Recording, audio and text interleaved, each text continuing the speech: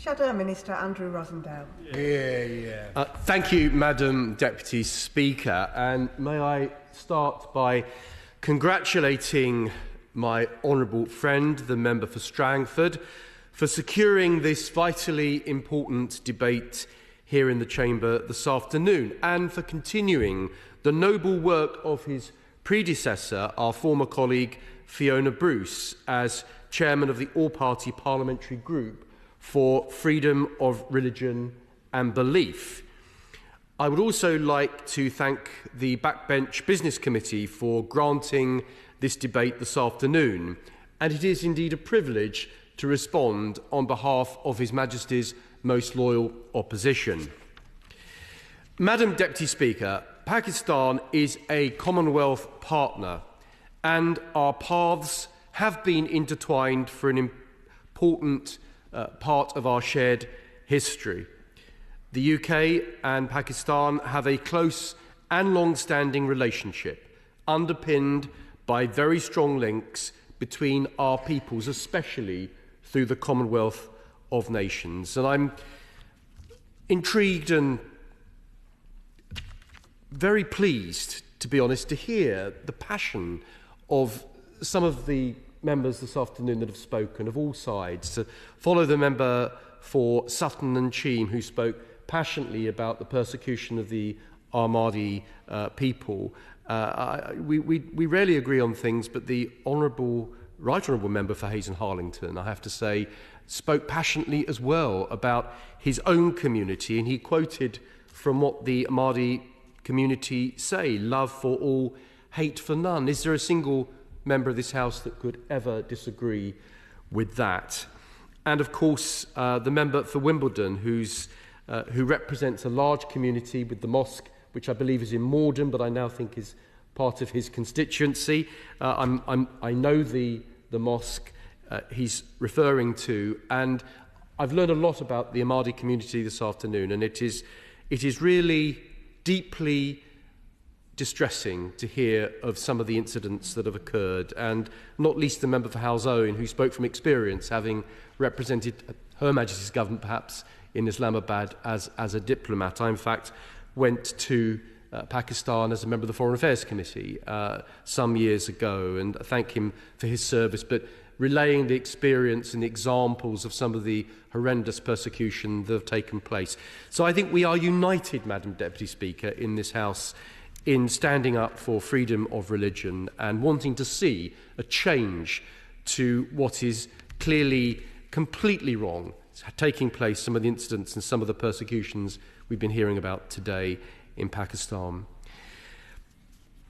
Madam Deputy Speaker, the 1956 Constitution of Pakistan included liberties to profess religion freely. However, today, freedom of self-expression is subject to Article 19 of the Constitution. And according to the Open Doors World Watch list this year, Pakistan is the 7th most unsafe nation in the world to reside in as a Christian. Churches have endured regular attacks, and those with strong community outreach have faced severe rights violations. There is also concern about the career prospects of Christians being more limited than others. The Minister, I know, will be aware that the previous government established the Coalition for Religious Equality and Inclusive Development, a British government-funded multi-country programme which has implemented a project in Pakistan to protect minorities who work as sewage and sanitation workers. Can this House have the Minister's assurance, when he speaks later, that the work of that organisation will continue under the new government? And since the 1980s, Madam Deputy Speaker, Pakistan's blasphemy laws have become more and more severe and oppressive.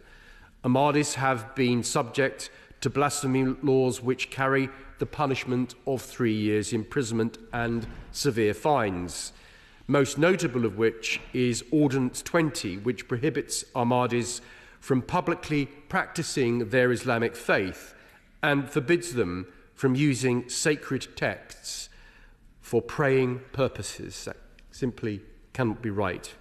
Ahmadis have been denied identity cards and are coerced to sign faith-related documents.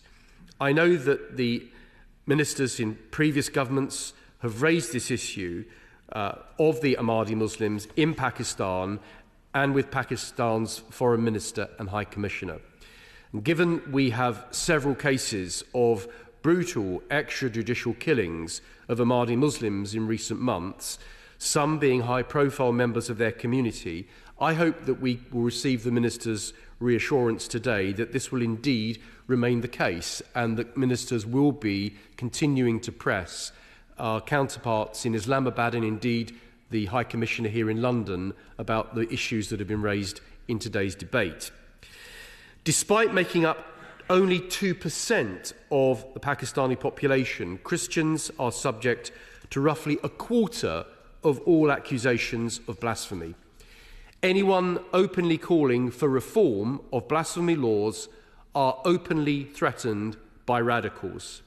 According to AP News, on the 5th of September 2023, in August last year, at least 17 churches were set on fire in Jamwala, hundreds of houses attacked, and hundreds of Christians fled from their homes, subsequent to inaccurate accusations of blasphemy.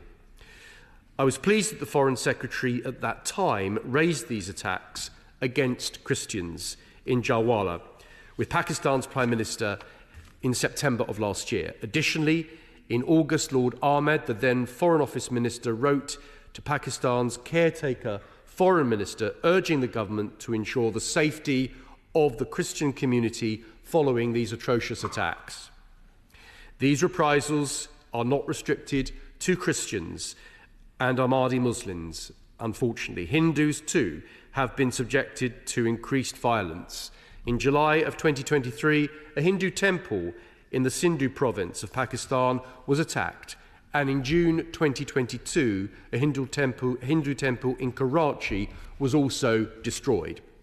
Madam Deputy Speaker, according to the National Council of Churches in Pakistan, not just since the adoption of the 1973 Constitution, nor since the turn of this century, but annually as many as 1,000 Christians and Hindu girls are kidnapped. There are also reports of Christian children being obligated to attend Islamic lessons at their local madrasas, while Christian teaching is restricted to the home. I hope the government are once again raising these concerns with our counterparts in the Pakistani government. And Article 4 of the Commonwealth Charter, the Minister, I'm sure, will know, states the need to promote religious freedom. But, Madam Deputy Speaker, whether it's women who have been snatched from their homes and forced to profess a religion which they do not follow, or men who are targeted through blasphemy charges, there are clearly issues that need to be addressed most urgently. Religion has, of course, provided a bedrock for the Pakistani people and serves as a source of motivation and betterment of society, and all, I believe, must be free to pursue their beliefs without fear. While I have the opportunity, Madam Deputy Speaker, I would like to commend the work of my friend and the friend to many of us in this House, Fiona Bruce, who I mentioned earlier, the former member for Congleton, who dedicated many years of her time in this place, fighting for freedom of religion and of belief and against persecution of minorities that wish to worship freely. And one of the towering achievements, I believe, of the last government was to appoint the United Kingdom's first ever special envoy for freedom of religion and belief. And so, can I also ask the Minister to assure the House that His Majesty's government will indeed be doing the same, and that an appointment to this position will be announced very soon. 2 years ago, the Conservative government brought together 800 faith and belief leaders, human rights activists, and 100 government delegations for the International Ministerial Conference on Freedom of Religion and Belief to agree a plan to encourage and defend those fundamental inalienable rights. The outcome of this conference bore witness to the pledges of 47 governments, international organisations and other entities to take action in support of freedom of religion or belief.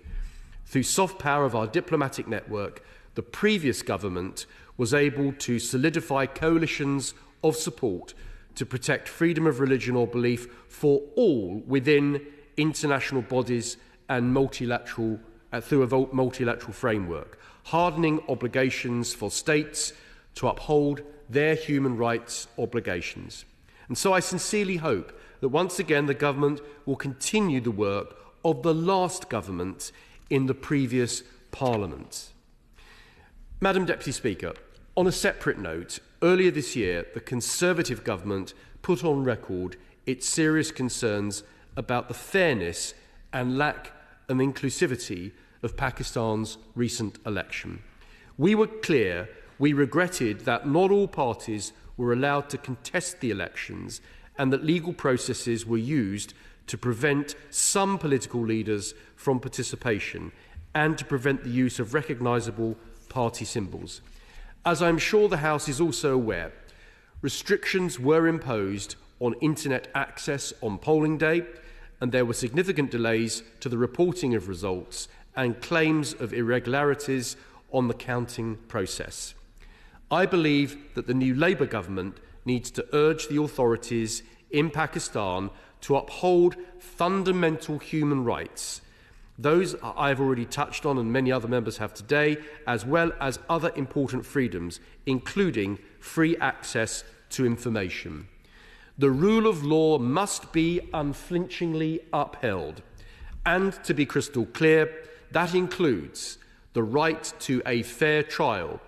For the avoidance of doubt, that means adherence to due process within an independent, transparent judicial system, free from interference. To this end, I would ask the Minister what discussion has the new government had with the government of Pakistan on those issues? And what is Labour's position on the imprisonment and general treatment of former Prime Minister Imran Khan, which, as he will know, has caused huge divisions within the Pakistani community? So to conclude, Madam Deputy Speaker, I believe the United Kingdom has been at the vanguard defending freedom of religion and belief and civil liberties and human rights. And so we urge His Majesty's government to continue with this important work in protecting all those who choose to practice their faith, who have the right and must continue to have the right to do so without fear and in freedom. As the Honourable Member for Strangford said earlier, there must be no turning back in our defence of freedom, of liberties, on the rule of law and on the right of peoples throughout our world to share a religion and to practice a religion without fear, and I hope His Majesty's government will follow that tradition.